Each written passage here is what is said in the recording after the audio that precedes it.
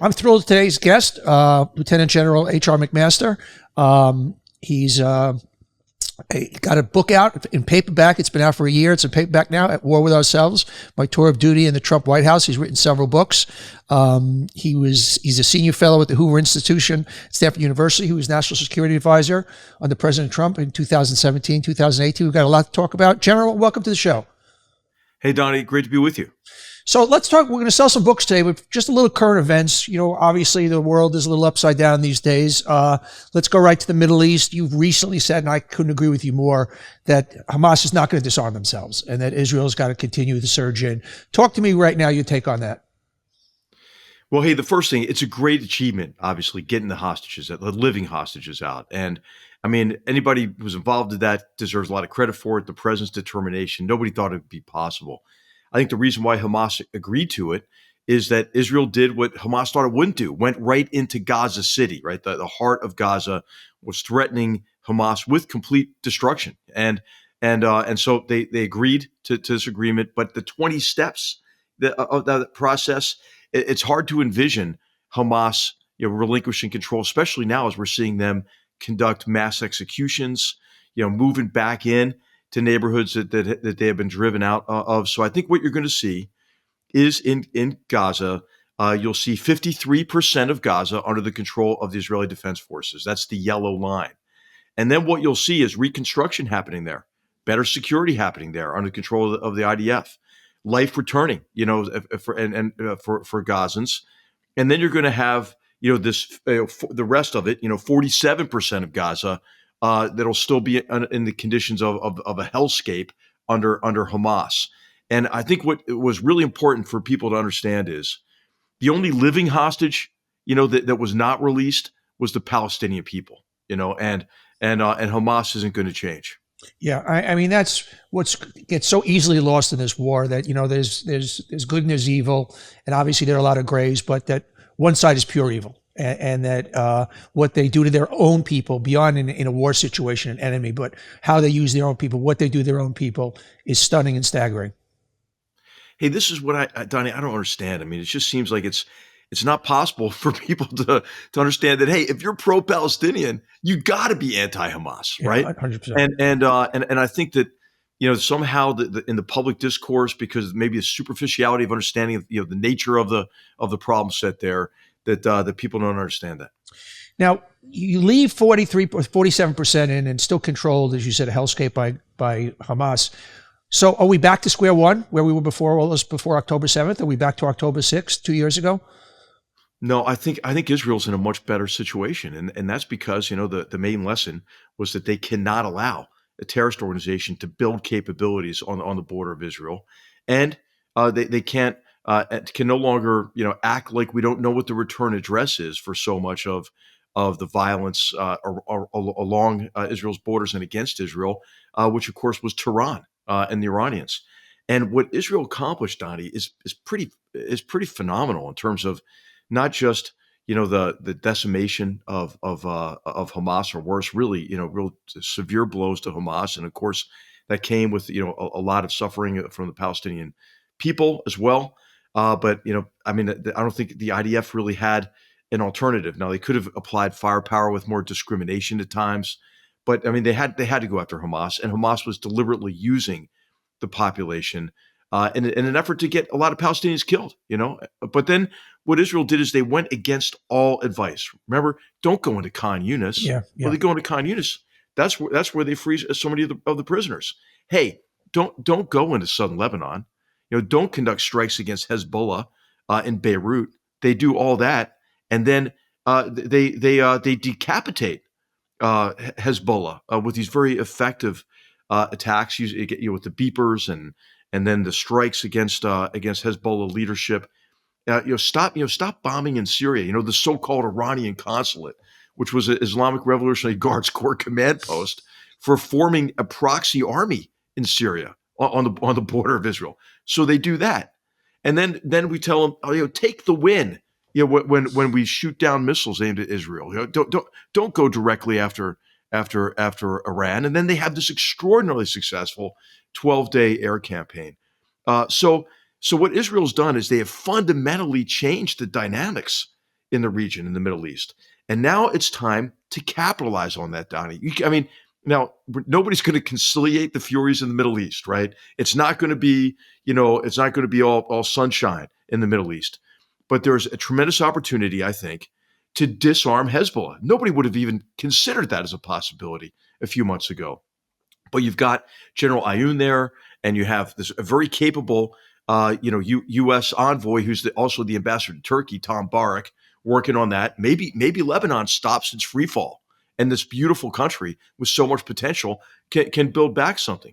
Syria, I'm not a believer that al-Shara or Jilani, that this guy is going to be anything but a jihadist terrorist, but pressure on him just by not writing checks to rebuild the country that Assad and the Iranians and the Russians destroyed gives a lot of leverage to have a pluralistic government there, right? No longer maybe an Iranian proxy. July just met with Russia, which is a little bit concerning, that Putin's trying to get back in there, but that's because Putin's desperate because he's lost a really important port and airport. I mean, they just can't fly down to see the Wagner group, who's brutalizing people in Africa because they lost, that port, that geostrategic location in Syria. You've got the Houthis that have really suffered some severe blows, and Iran has been exposed as extremely weak and has a lot of internal security problems. They're brutalizing their own population. So, hey, Donnie, I guess I'm sorry to go on about this. No, please. But I think there are real opportunities now. You mentioned civilians getting Palestinians, tens of thousands. We don't know the number because it comes from the Palestinian Authority.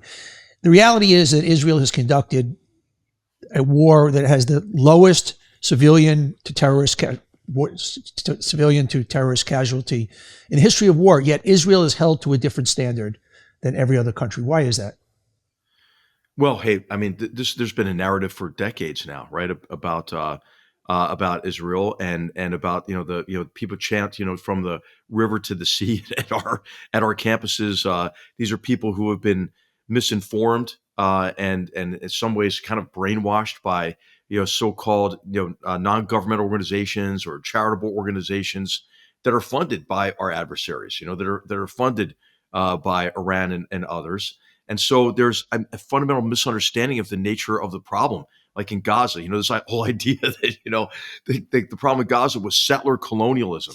So, Donnie, I think it's kind of the people who adhere to the new left interpretation of history, various post-colonial and critical theories, that always see us, right, the United States, the West as the problem.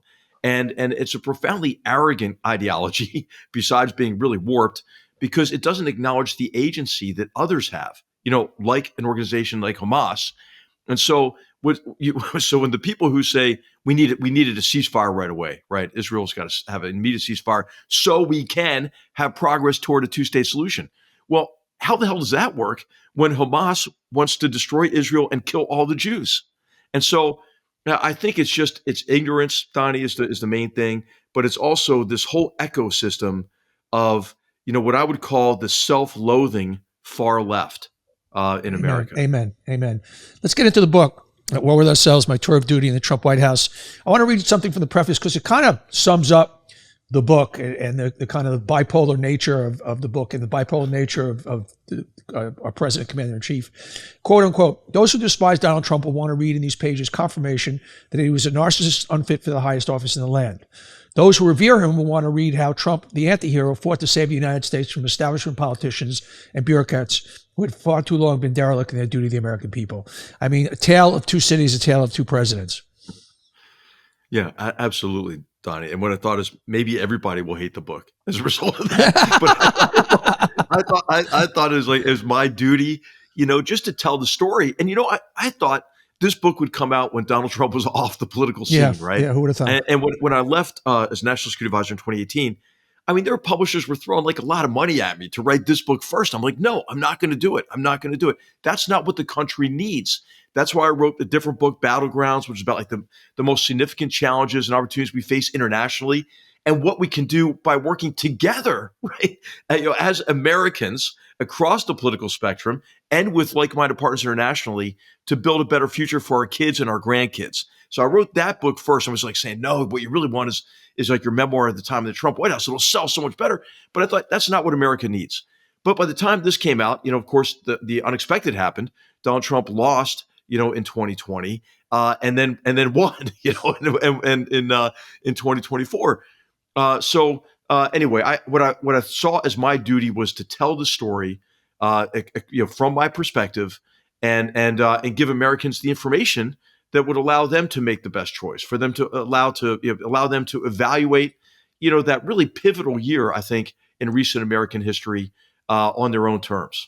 Let's give me the most stunning example of both sides of that coin. Let's first start with the positive. He's an anti-hero, and he was able to clean up, and you talk about a lot of mistakes made in the Obama administration that you guys fixed. So talk to me about some of the positives. Well, there are a lot of positives, right? So Donald Trump is disruptive, and hey, I think everybody would agree, hey, there's a lot that needs to be disrupted in Washington.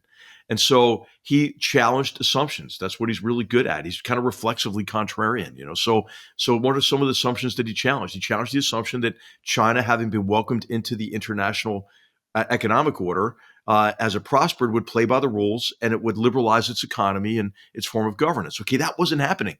In fact, China had weaponized its statist mercantilist economic model against us, and was engaged in many other forms of aggression, including industrial espionage, cyber attacks, and so forth.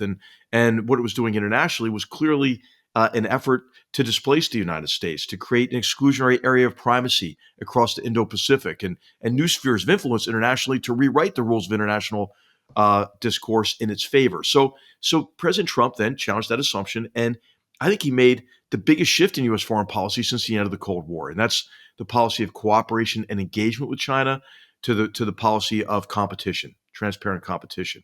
The same thing with Iran. Look at what the Obama administration did with the Iranians and how foolhardy that is, in retrospect, in terms of this belief that, the JCPOA, this weak nuclear agreement that was fundamentally flawed on its own, but really the sanctions relief associated with it, and the tens of billions of dollars that then flowed into the coffers of the Iranian Revolutionary Guards Corps, that somehow that would convince Iran to play a more constructive role in the region. When instead of what they did is they just doubled down on their support for Hamas, Palestinian Islamic Jihad, Hezbollah, the proxy army in Syria, the militias in Iraq, and they created the Houthis' ability to disrupt international shipping, and gave them long-range missile and drone capabilities. So that clearly was a failure. Trump did a 180 on Iran policy and went to the policy of maximum pressure. On North Korea, right? North Korea, the approach was strategic patience, under the belief that, hey, this guy Kim Jong-un, I mean, he looks like he's terribly out of shape. He's got a bad haircut. There's no way this guy's gonna last. And so there'll be collapse of that regime before they become a threat to the world. Well, that wasn't happening. He put maximum pressure on. So, I mean, I could go on. Venezuela policy, Cuba policy, 180-degree shifts, and in the right direction. And I would say the first time we ever had a sustainable long-term strategy in place for Afghanistan and South Asia broadly. But of course, he reversed that later. So, hey, I saw it as my job to help a disruptive president disrupt what needed to be disrupted. But of course, also help him not be so disruptive that he disrupts himself and becomes the antagonist in his own story, which he's often prone to do. Well, let's talk about some anecdotes there, where the flip side of that coin, the unfit part, the narcissist part, the part that you were in there and there was so much infighting going on, but the parts that were so troubling to you. Well, some of it is that President Trump prioritizes oftentimes the fealty of his political base, right? His most staunch supporters. And one of the things that can convince him, I think, sometimes to act against his own interest, the country's interest, is this line, well, that'll alienate your base. They won't like that. And I always keep saying the base isn't going anywhere. I never understood that logic. Where's the base going? They're going to go become Democrats? They're not going anywhere. Well, and also, I think in foreign policy and national security, it makes sense for presidents to operate under the assumption that, hey, if you have a sound foreign policy, if you have a sound approach to national security, you're going to get good outcomes. And those good outcomes will redound to your political benefit. So why not just do what's right, for long-term American interests? And this is what he did. So I'll give you the example. One of the negative examples, I'll tie to a positive example. So in August of 2017, he gives this speech on his South Asia strategy. And you know what he says? He says, hey, Pakistan, I know what you're up to. We're cutting off all assistance, and we're not going to operate under this delusion any longer that you're going to be helpful, in Afghanistan. And to the Taliban, he goes, you know what? You're an enemy, and you're connected to these other jihadist terrorist organizations. And so we're going to redesignate you as an enemy. It's crazy, Donnie. Like the Obama administration, we'd said, oh, the Taliban's not an enemy anymore, and so we're only there to fight Al Qaeda. But Taliban is killing our troops. They're killing Afghans. They're mass murdering civilians. I mean, it was nutty, And he said, hey, maybe someday we'll talk with you. We'll have negotiations. But right now, we're going to support Afghanistan. But also, hey, this isn't an open commitment to Afghanistan. You've got to reform. You got to take, and they were taking responsibility for their own defense with our support, right? I mean, it was Afghans who were bearing the brunt of the fight at that point. I'll tell you, that ushered in a period of success in Afghanistan, like we hadn't seen probably from the very beginning of the war.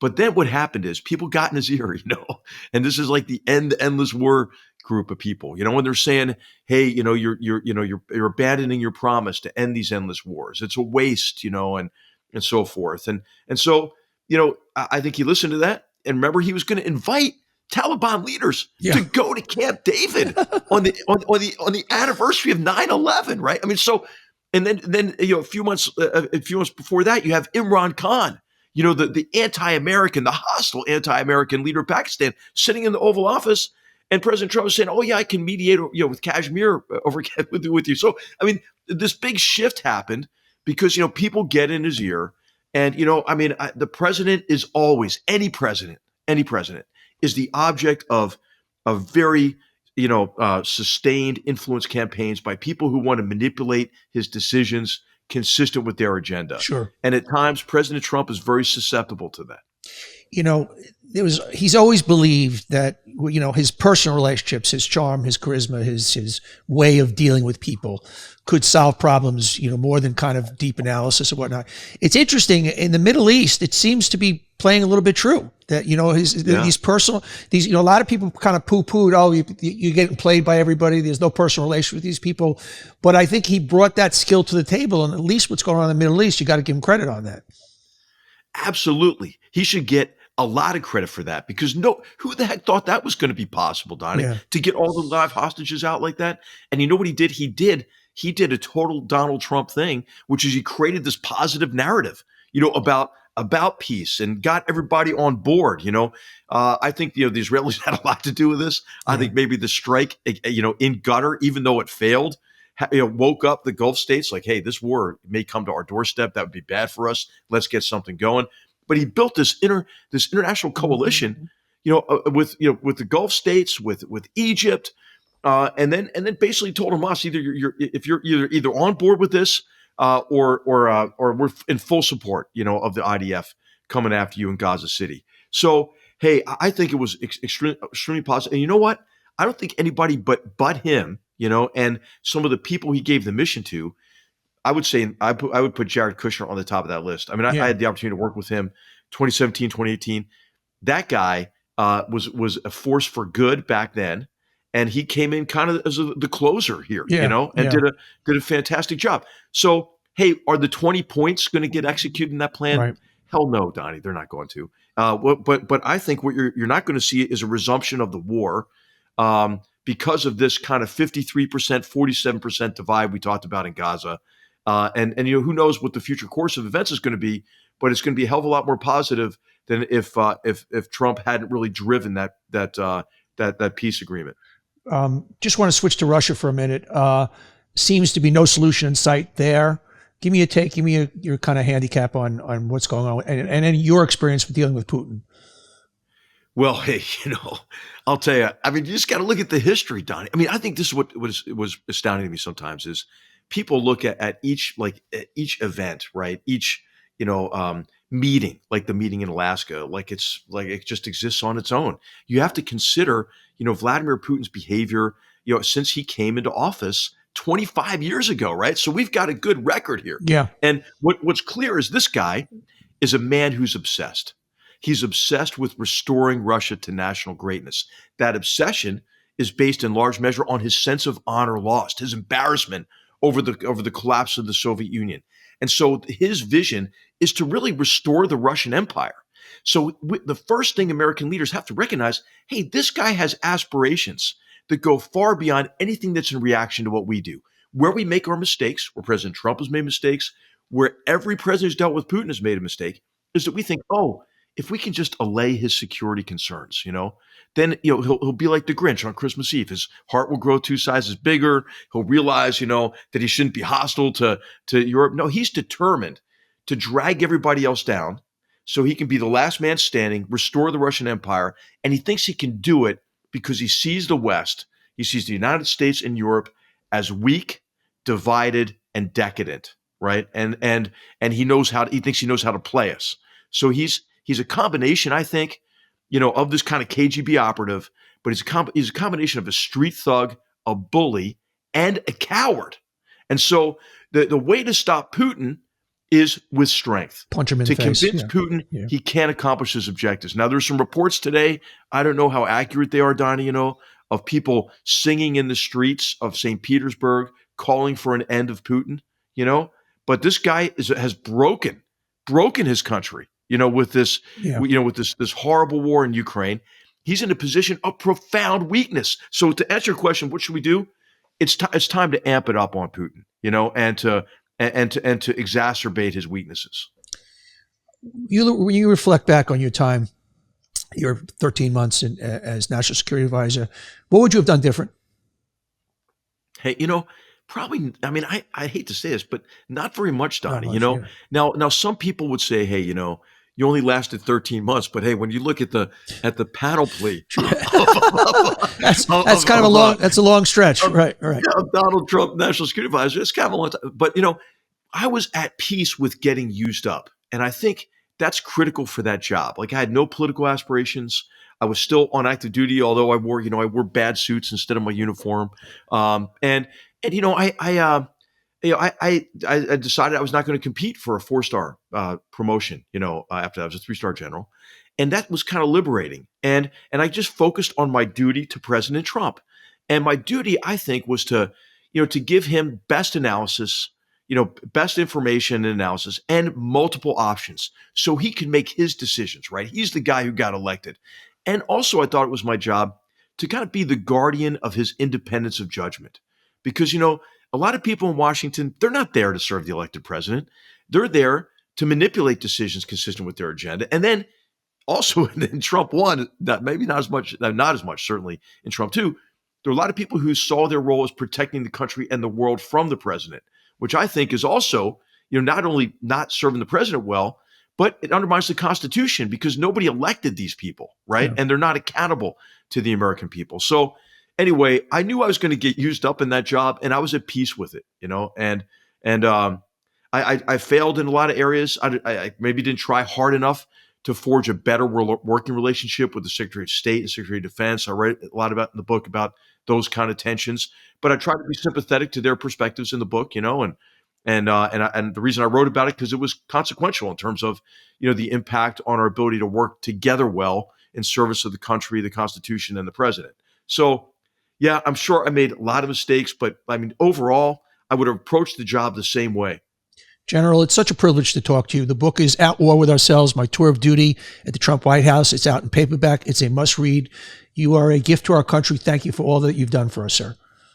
Hey, Donnie, thanks so much. And just one thing, the paperback's been delayed a little bit, so okay, you still got to buy the hard. Okay, you still got to buy the hard hardcover. Get ready for the paperback. It's a page turner, Donnie. It's a page turner. It's worth the investment. Give me a 30-second sell. Hey, I hope that this is a window into how decisions are made in the White House or how they were during that period of time. And all the issues in the book, they're still live issues, Donnie. So I think readers will also gain a deeper appreciation for the most consequential competitions that we're involved in the Middle East, with China, with Russia, with Iran, North Korea, and so forth. And also, in the Western Hemisphere with Venezuela and some of these kind of far left authoritarian regimes. So anyway, that's the quick sell. It's a good sell. And I hope people will judge it to have been worthwhile. All right. The book, once again, At War with Ourselves, My Tour of Duty in Trump White House. Get it in hardcover, soon to be out in paperback. Thank you, General. Thank you, Donnie. Stay well and safe. Everybody, thanks for watching. If you like it, hit that subscribe button. And we love having you here watching On Brand. And just don't miss any future episodes. So don't forget to hit that subscribe button. We'll see you next time.